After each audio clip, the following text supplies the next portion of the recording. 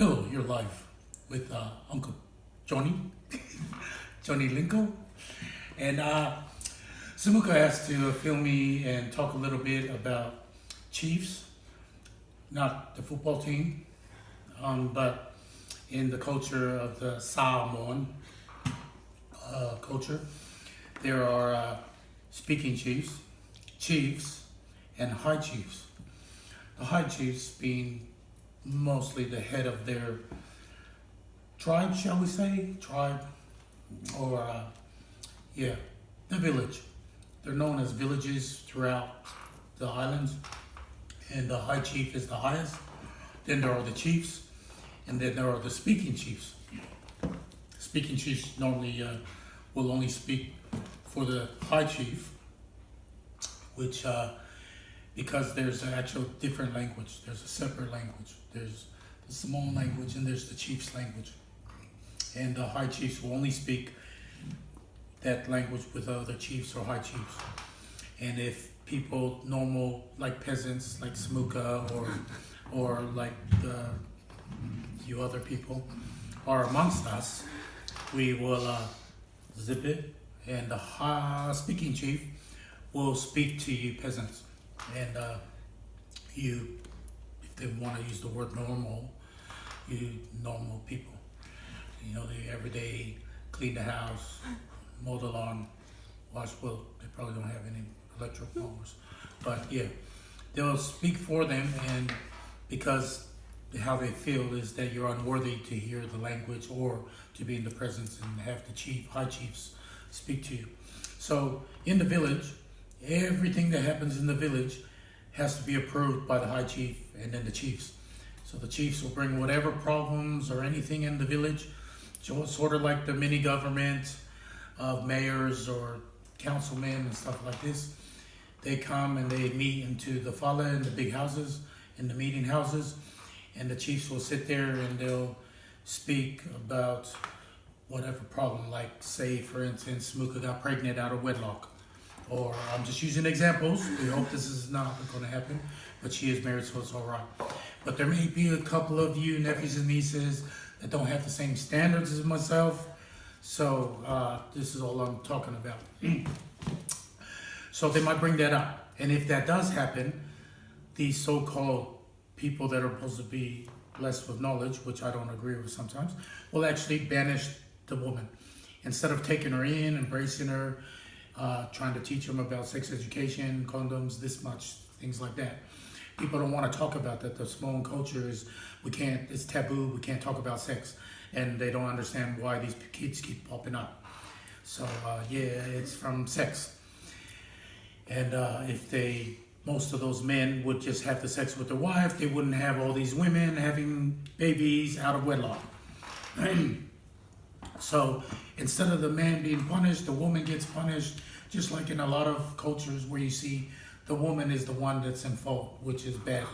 And we need to educate, I believe, educate the islands and the culture so we can be a better bunch of people.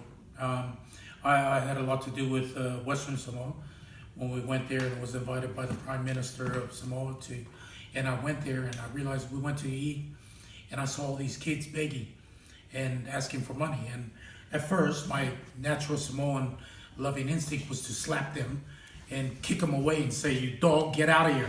I'm trying to eat." But then something said, "Nah, that's bad," or whatever. And I said, "Why are all these kids not at school?" And they said that's what they have to do, beg for money to help the family. And the family won't send them to school, and they send them. So that vicious cycle of not being educated, instead of them seeing the long, vision or future, is that if they went to school and got educated, they could learn about planting stuff,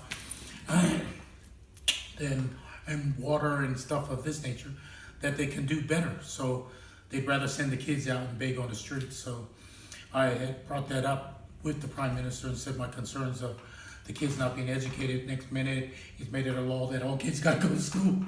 And I'm not trying to say I made things happen, but I could have been a major part in this play. And so I'm glad that even just knowing that we were able to, as parents, and hopefully we parents had a lot to do with the nephews, nieces, everybody getting educations and degrees and educating themselves to make it better, to learn what we can do to make our family stronger, our culture stronger, or everything. And I think it's important to start learning the culture. Being in America, I didn't know anything about the culture till I came to Australia, where there's a lot of Polynesians and Samoans.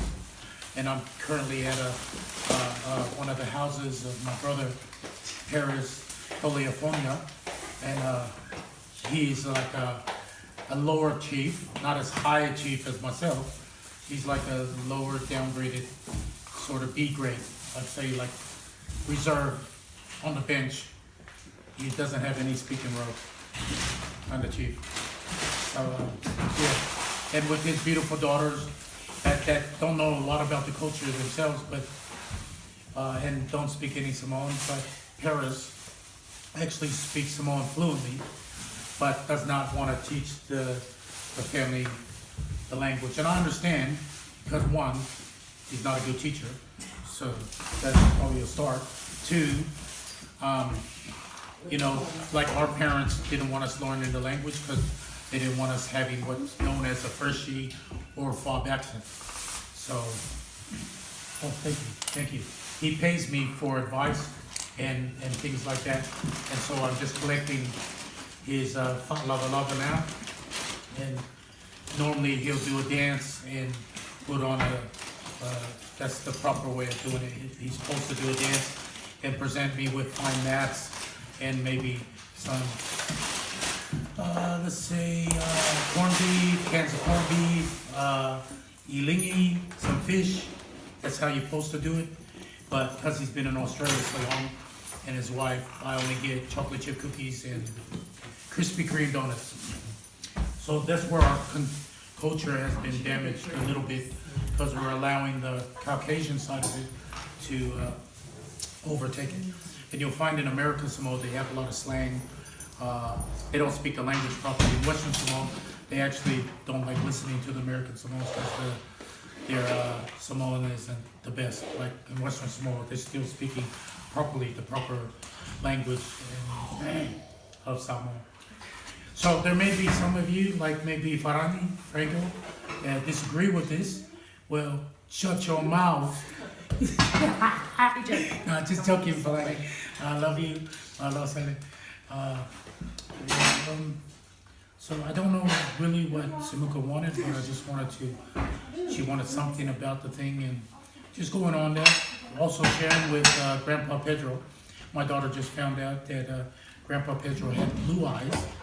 She thought, I don't know what she thought, but she didn't know that we were hybrids. We were a stronger breed of the old way. And that Grandpa's sisters and brothers had green and blue eyes. So my grandson that has baby blue eyes, she thinks it comes from her whatever side, but her husband's side or the Aparoni side, Aparoni being Aboriginal in Samoan, but you know, it's from the Tokelau side. Those children out there that don't know that our family's Tokelauan, I'm disgusted with you that you don't know that we're Tokelauan. Grandpa is Tokelauan, his father was Tokelauan, and we are from the Tokelau Islands. So, and it's a part of a Samoan island, so Samoa considers it Samoan, and then henceforth, but they have their own language, their own dances. There's Tokelauan dances, music. It's beautiful. Look it up, check it out. Become Tokelau. Okay, have a break and KFC now.